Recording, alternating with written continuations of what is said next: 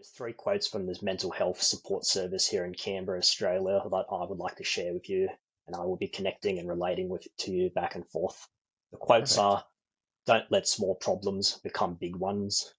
Don't stay silent because silence is deadly, and it's weak not to speak.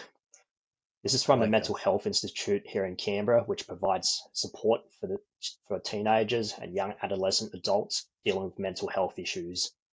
To introduce myself, my name is Nhat.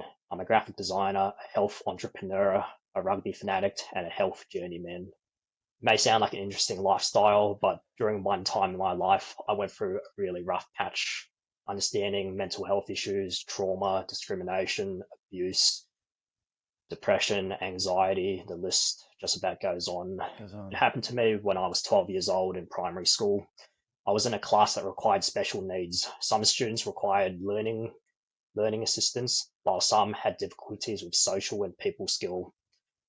Because I was different from a different nationality, people picked on me, made fun of me because I looked different. I come from a different nationality. Sometimes I may have spoken different, and I was different to all these students.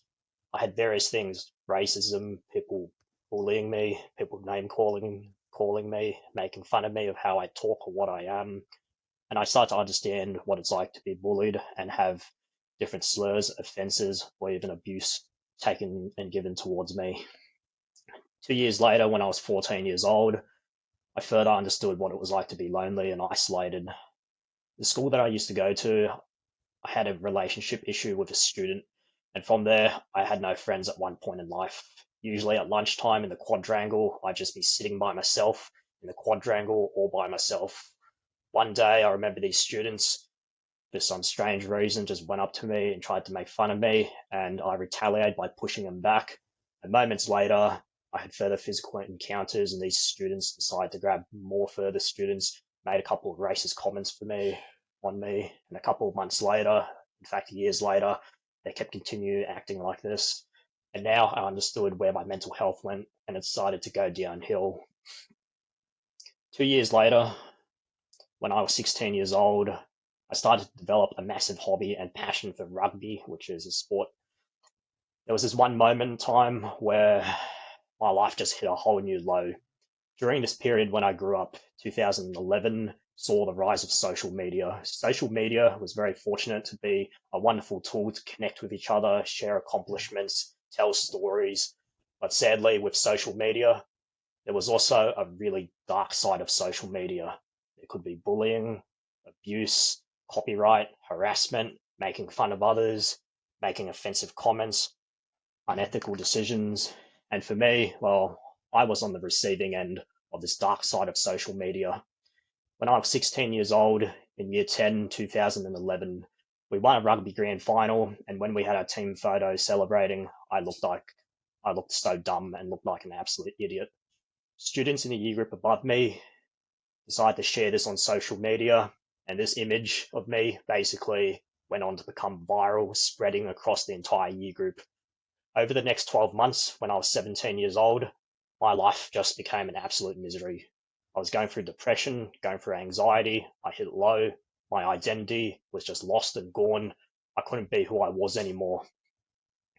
Because of this photo, because of how I acted, because of me not being like these students, basically how these students viewed me is that I'm a joker, I'm a loser, I'm a broken person, I'm a screw up. I don't measure up to these students of being cool. And because of this, these students basically wonder, how could you live this lifestyle? How could you be like this guy? Over the next couple of months, when I finished year 10, it was like a game of table tennis. I kept bouncing back and forth thinking, should I play rugby? Should I not play rugby? Should I play rugby? Should I not play rugby? And then 2012, I made the decision. I look back to this day, I still regret it. And I look back to this day and it still comes back to haunt me. I decided to play rugby. With these students, this was the first ever time I played with them. When we enter year 11 and 12, we play in a combined age group of 17 and 18-year-olds. And immediately we go back to that quote: don't let small problems become big ones. Immediately, that small problem of mine of looking dumb in a social media image went on to become significant over the next couple of months. up until around September, October 2012, I was just going through constant misery. I knew this decision was not healthy, but I decided to take it anyway. Very first training session, day after day, training after training, week after week, month after month, those students just made my life a constant misery. I went through this constant anxiety and depression where sometimes I just felt like I don't even know who I was anymore. With these incidents throughout the year, there were more social media images of me that looked dumb and it went viral. People even made racist comments about me. They kept making name calling about me, making fun of me. And for me, I don't even know where I start. As a teenager, we commonly hear this massive saying and this massive quote to make us feel better, which is to be who you are. Well, for me, I don't even know what I am anymore. Because of these troubles, I let it all grow on me. Four things basically shaped up my life when I was a teenager and a kid and up to this day: family, friends, education, and sport. Because of this image, it was growing and growing and growing. All four of these identities was basically gone and broken.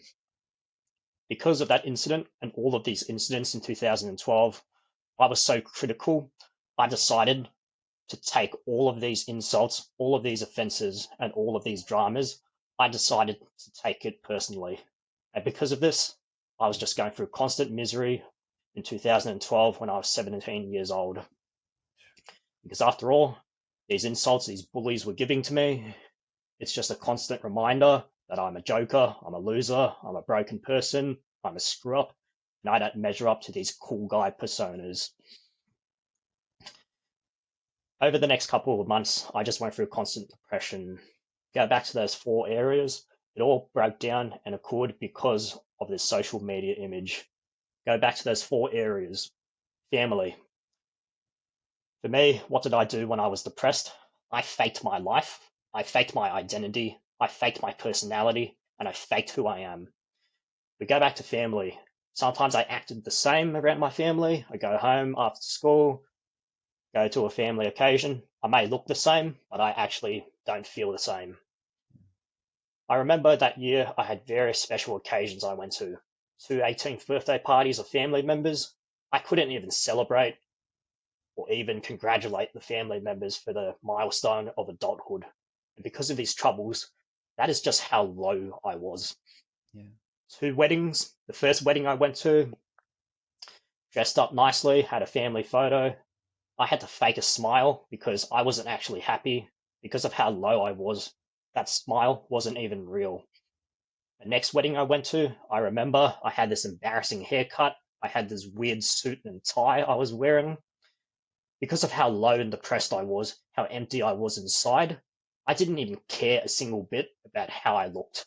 I wasn't embarrassed, I wasn't ashamed, but I wasn't proud or happy about it. Yeah. Because of these traumas and troubles I was going through, that was just how low I was, that I didn't care a single bit. With friends, I couldn't even connect with my friends. When we hang out together at lunchtime or in the classrooms, I just sit there, not even talking, not being myself. I can't even have a conversation because all these troubles are coming back to haunt me, coming back. And for me, I was just lonely and empty inside. We go back to education. 2012 was possibly the worst year I ever had in my education. With these students, I had to be at school with them. I had to be in the Yeah. classroom with them. I had to be on the rugby field with them. I had to see them in the corridor. Not only that, but it contradicted one massive thing. The college I went to, we had this big value, which is about brotherhood, which is basically the students we go to school with, we treat them like we're brothers. We get along with each other, we work with each other, we're connected with each other, treat each other like we're actually brothers. But sadly, it seems like from how these guys are bullying me, abusing me, teasing me, making fun of me, I'm not their brother, I'm their enemy. That also contradicts another area, which is the last area about rugby. Rugby is a sport. In a sport, you play against an opposition. They're meant to be the enemy. But in this case, I was the enemy. And because of this, my love for rugby was gone out the window and just did not exist. Leading up to this year, when I was 17 years old, I had a fairly successful life in rugby. I won best and fairest in just my second year of rugby. I won various grand finals. I had a lot of memorable moments that a lot of students in my year group knew me about. But this year when I played, I had to be on the field with these guys. I had to play with them. I had to call them my teammates. I had to be on the same field with them. And because of this, I just could not focus. I just could not even play a decent game of rugby.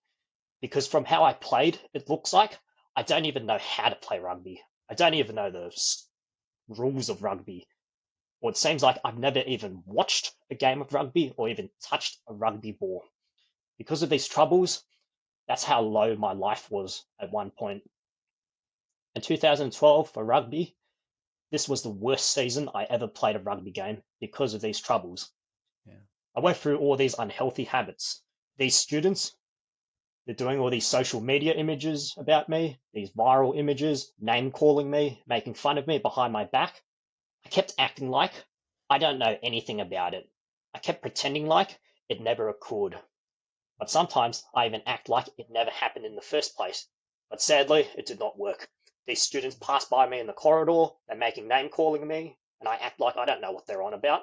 In fact, sometimes I was even hiding from these troubles. I see these students, I pretend to be on my phone. Sometimes I grab a book and I just put it above my head. Yeah. Sometimes I even have to walk around. So when I go to my other class, I have to go around just so I don't have to see them. That's right. Yeah. For me, I was isolated. Couldn't even connect with my friends, couldn't connect with families, lost my love for rugby.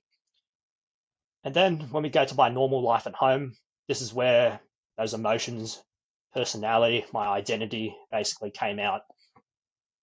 I go home, parents are just thinking normal old self. Friends are at school, with my friends in the classroom, they think I'm just my normal old self. I wasn't. I even remember one of those bullies, sometimes they try and speak to me during a training session. I'm pretending like I want to have a conversation with them, just like it's a normal, everyday Mm. conversation. But deep inside, I was actually full of rage, frustration, and anger. Why am I speaking to these guys? In fact, I don't even want them to speak with me, but I know if I just stay quiet, I'm going to look like a weirdo. But sadly, I did. When I went home, sometimes people think, same old me. I wasn't. My hands were shaking, my heart was constantly beating, my head was just about empty. I couldn't even focus. What I do after school, I try and do some assignments. I can't even type 5 words. I can't even prepare a presentation. I can't even get onto a project. Because of these troubles, we go back to that issue about staying silent. This was how deadly it was. That's how deadly my life was. Lost my identity. I lost my passions. I lost my interests. Sometimes when I was at home, I was empty inside. I was even crying at myself at some stages. And here I am at the end of 2012. I needed someone or something to save me because that was just how paranoid I was. I was feared of others, feared of myself, lost my identity. But then the biggest thing, we go back to that quote. I had to making sure that this problem doesn't grow. Going off topic, there's this song of this actress that I really look up to. The song is called Do All My Friends Hate Me?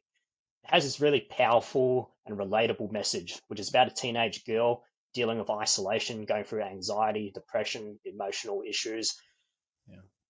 And at the end of this song, it's sponsored by this place called the Jed Foundation. It has this really powerful message, which is feel familiar, you aren't alone.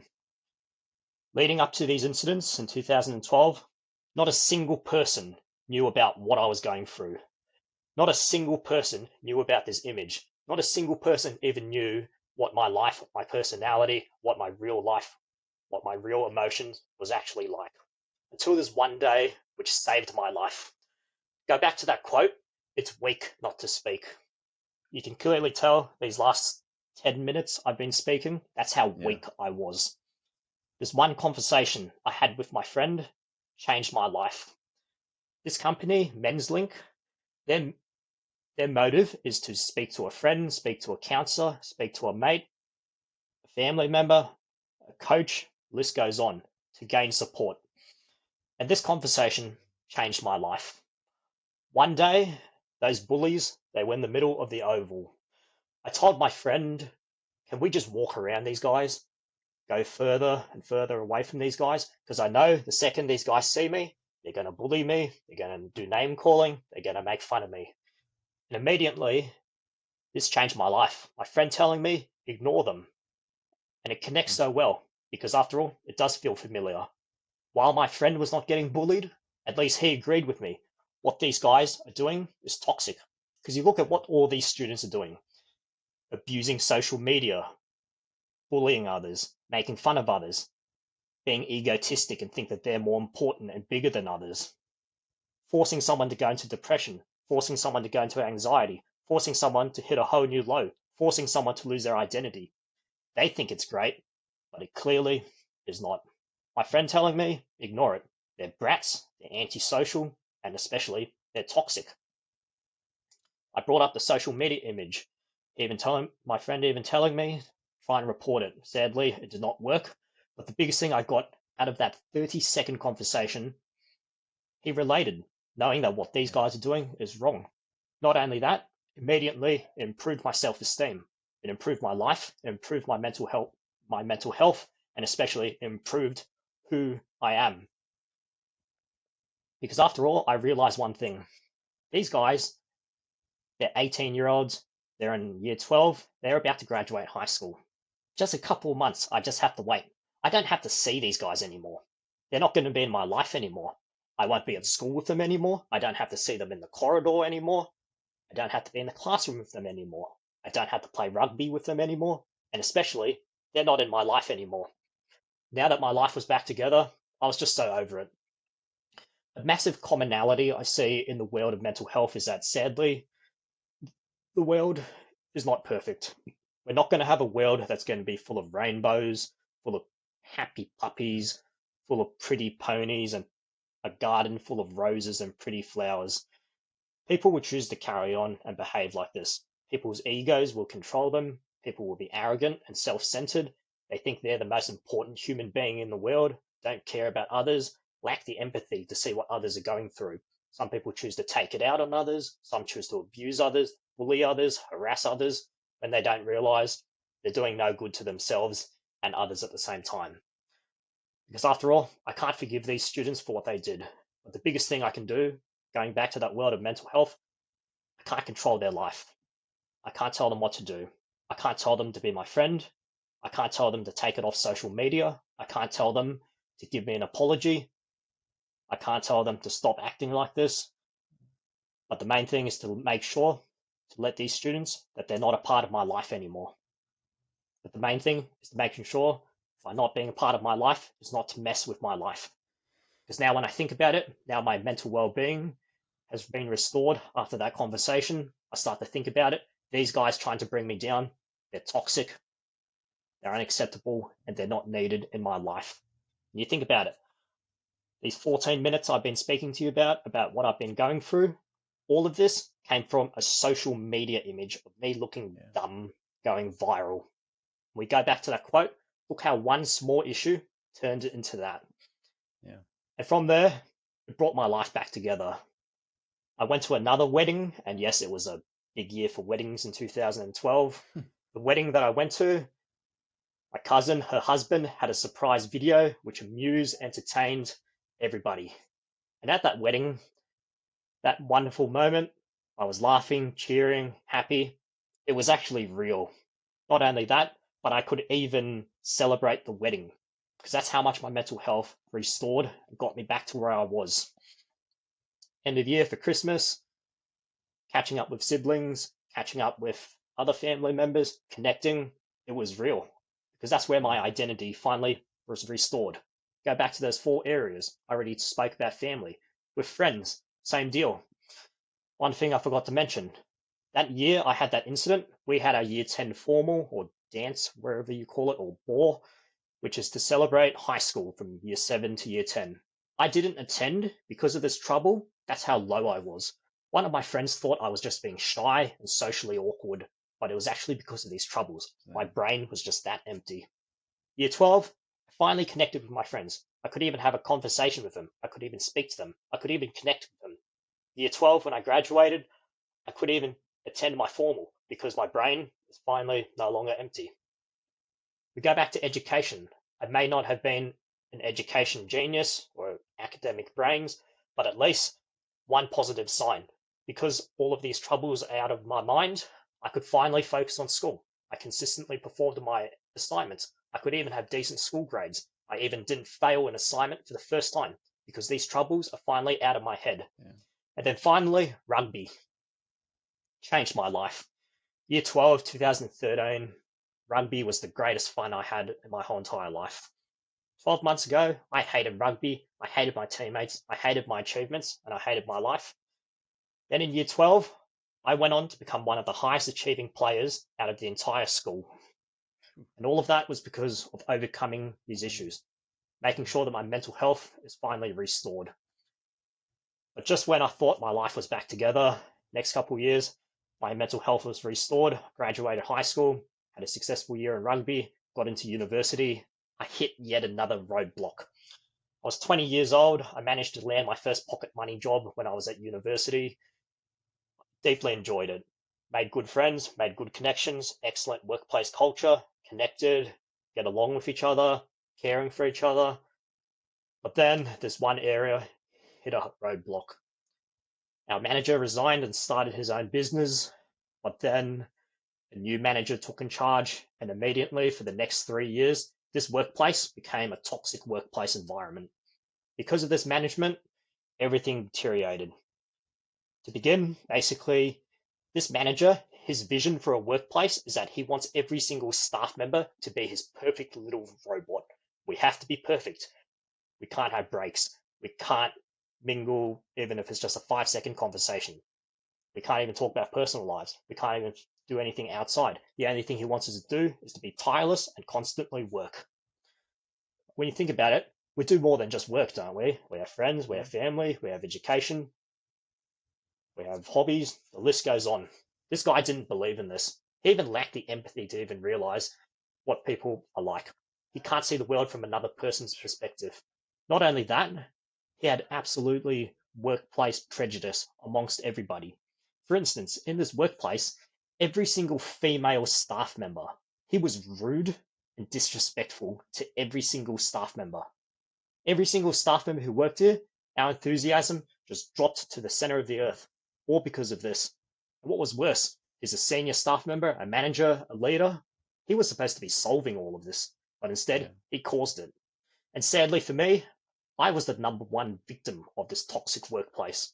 The manager constantly takes it out on me just because he just wants to be the bigger man.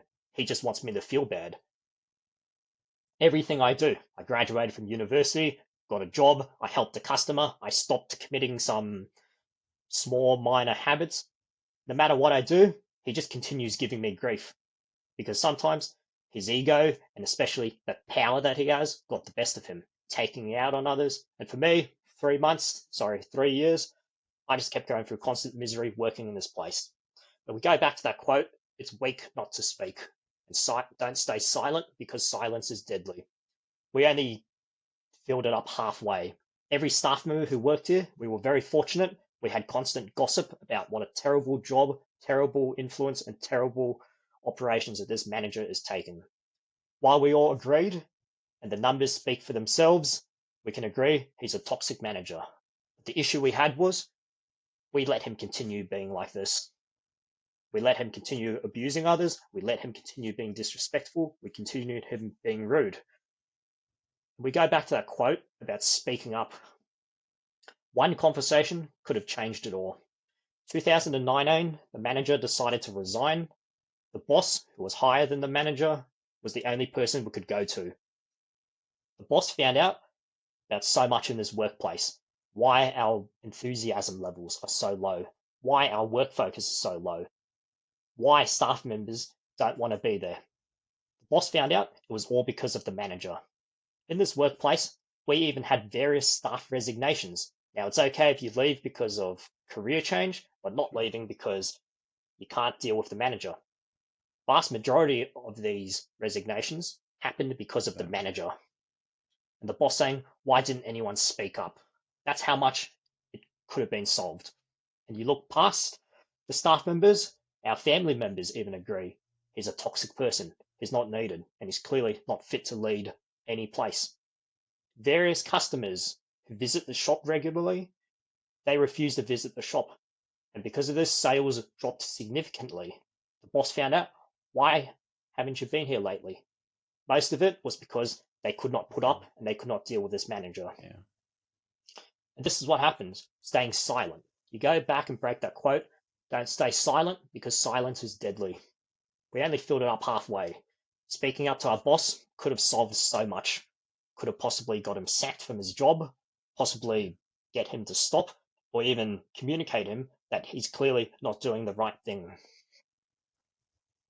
Because after all, speaking, it's just such a powerful quote. Yeah. Sorry, such a powerful method. And you go back to those three quotes. Don't let small problems become big ones. Don't stay silent because silence is deadly and it's weak not to speak. People think, oh, it's just an urban myth. Oh, what people tell you, they're just lies. No, they're just false facts, No. just to make someone bad feel good. Yeah. They will agree with you. Trust people you trust. Friends, you see them every day. You're happy around them. You're connected with them. Family, they're with you for a part of your life. Coaches, they will never try and be toxic. They will always do their best to get the best out of you. Teachers Yeah. do the exact same thing. Same Trusted thing. ones, they will agree. What these people are doing, they're not right. They will agree with Yeah. you. They will be on your side, and they will always be there with you every time you're going through troubled needs. Yeah. It's just incredible to hear it, and you can hear it in you, just the impact that all of it had, and then on the opposite side of it, what you believe in because of it. Why, looking now at these quotes, and I'm as you're referencing them, I'm picturing like you have them just like plastered on the wall, like almost painted on the wall, permanent in some way, shape, or form. Just that because you could tell just how much they hit you at the right time and how meaningful they are. What why do you think that they resonated with you when they did? Because if you look back now at all the things that happen, and it's one of those myths, right, that you said that it's so easy to say, like, just speak up. Like, why didn't you tell somebody about what they were doing, or why didn't you share with your family? But it's not. But that's what makes that message so powerful, that it's not easy to do, but that it's so worth it in the end. But why? So why do you think that those, at least like that quote, let's stick with that one, that it's weak not to speak. Why do you think that one chose to hit you when it did, when you found that quote? Yeah. Well, probably the two words weak and speak and the way that they rhyme. Because when I look back upon my life, I realize that I was indeed weak. Because look at identity, for instance, I had that crisis where what I am, I'm not anymore. I'm feeling low when I'm never this low. And especially Yeah. one thing that caught my attention was that when I was younger, like I made a lot of mistakes when I was a kid, but I Sure. was never so overly sensitive. And during that year when I hit a low, I was oversensitive at everything. Even if someone just says an offensive word and it's not even Yeah. towards me, I was assuming it was towards me. Even when I got a bad grade or a bad assignment, Sure. I Yeah. just was going so low over the next couple of weeks on the rugby field. If I like missed a tackle or didn't do anything or had no contribution, I just let it grow upon me. And I realized all of this came from not speaking up. And to Not go speaking back up. to that conversation I had with my friend, Yeah. that's what happened when I spoke up because like as I mentioned, nobody knew about anything of this. And going back to that form of trust, my friend likewise agreed with me that they're not doing the right thing, and it's Yeah. given confidence because I felt like I was the only person. But by Yeah. speaking up, it strengthened me and strengthened my health and strengthened my well-being. Yeah. I mean, you kind of feel, I mean, I can just imagine that, with all that going on, and, part of it is that, you kind of locked inside and were like, I don't want people to see that this is what's happening. But at the same time, you also do want somebody to recognize it. So it was like this instantaneous moment with your friend that, like you said, I mean, it validated you, that it was like, somebody does see what's going on. And like, I could, if you're going through that traumas, year after year, day after day, second after second, you almost kind of in your head feel like you must be, this must be just your own world. Like this must be possibly only going on in my head. Like nobody else is seeing this. Why, because nobody else is helping. that all it took was 30 seconds, I think you said, right? That this 30-second Mhm. conversation and barely said anything, right? I mean, it was not this, dissertation. It wasn't like an hour long chat. It was just a couple words. And hey, look what it did, you know? And I think that's just shows you, like you said, I mean, it's the power of just your words, for better or for worse. In this case, for the better, right? Yep, correct. And go back about the urban myths, it really shows about it can be from anyone really. So as you said, a dissertation, an hour-long conversation, anyone as high as a mental health expert who know the nuts and bolts about getting someone to psychologically feel better down to just a close loved one. It shows that it's Yeah. anyone because you think about as high as a mental health expert as a professional. Um, their main goal, of course, is just to make someone feel better, but it can Right. be someone as close as a friend and just Yeah. opening up because you don't want to be lonely inside. And in my case, Yeah. that's where I was. I was lonely. Yeah. And wasn't even seeking to necessarily, like, quote unquote, like, fix you. It was just listening, and that, the art of actively listening caused them just to simply say, hey, look, they're not important to your life. There's other things, other people that are important, and they're being forgotten in the mixed. So you can hear it, and understandably so, that as you reference these individuals, um that it causes a lot of, like, understandably, anger and frustration at them. And so if you look at where you are now in your life, how do you view those individuals? Because I can see that it's so easy to do that, right? Is to get hung up on just being angry with that moment and holding on to that, but that ultimately doesn't allow us to do anything good for ourselves, altogether. But so how do you view them today, after kind of realizing the benefit of your own mental, clarity, and being in a more positive light? Yeah, being today, obviously, I should have given him a big thank you and for saving my life. I should have been meaning to do it someday. But immediately, it really helped me understand. Like, I bring this up with just about everywhere, from about emotional support to seeking guidance, just about bringing up this moment because that's just how significant it is. I even be connected with my friend, with that one friend, a couple of times up until this day, and it's really helping me even evolve as a person, particularly handling such traumatic experiences. So I like to give you a perfect example of how speaking up, rather than being a whole constant yeah, it was solved within a couple of minutes. So in my spare time, I'm also a rugby coach and rugby referee. Early last year, I was involved in a really severe abuse incident where I missed a call and a coach yelled at me and screamed at me multiple times.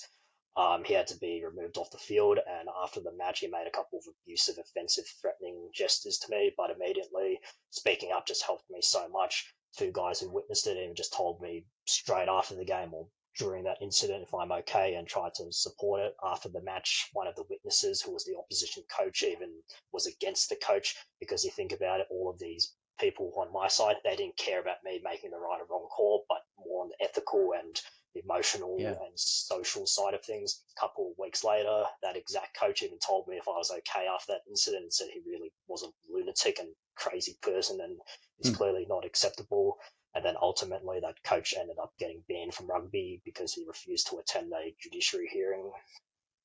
And Wow. speaking up, that's just how much I didn't let that issue grow upon me, and really helped me evolve as a person, particularly handling Yeah. such abusive or traumatic experiences. And holding on to a sport that, like you said, I mean, there was a whole almost a year of that here's something that you love. And I don't want to say, like, that, these guys that were, bullying you, took it away, but you can easily associate something you love now with something that caused so much trauma altogether. How have you managed to make it not be that? So you see it all the time. People are like, well, I can't listen to that song, or I can't go in that restaurant, or I can't do this because it was associated with that. Yeah. How do you believe that you took something that could have been taken away from you, that you love, because it was associated? How did you bring it to a place that it is now, that you still love it, and you don't let what happened in the past impact how much you enjoy it? Yep, a bit of holistic communication, but also a bit of research. So very luckily, when I was at university, I did manage to conduct some research, and something that really caught my attention is that I remember this story. It's called Plato's Allegory of the Cave, and basically, long story short, it's basically how the world people know things. The story is basically there are some prisoners who are trapped inside a cave. They're blindfolded and handcuffed. They're looking into this war, and they don't know where they're at or what's around them. This man who's trying to conduct some experiments to know how well these guys know what is true.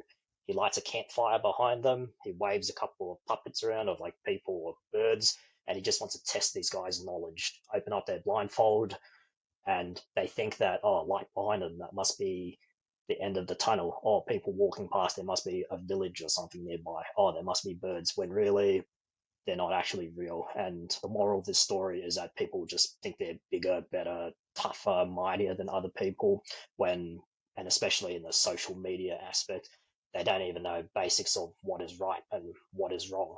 For me, I Yeah. basically apply that story every time any form of criticism or argument or any traumatic experiences come my way. But tying back to that rugby experience, I just have to make sure that it's just not a part of my life anymore. I mean, with that school, I'm still involved in the school up until this day. I've been volunteering and giving back to the school 10 years, for the last 10 years. But the main thing is to just not be carried away and let it come to you and be a part of your life. So, for instance, I Yeah. remember another ex-student, he graduated years and years and years before me. He has that same connection and passion and brotherhood I had with the school, but he also has that connection. He says, yes, we may have produced some excellent men, some excellent rugby players, but there may be some arrogant people. But that connection, that very similar to that conversation I had Yeah. with my friend, is that we're connected, we agree with each other, we're on the same page that we don't Same need these page. people in our lives.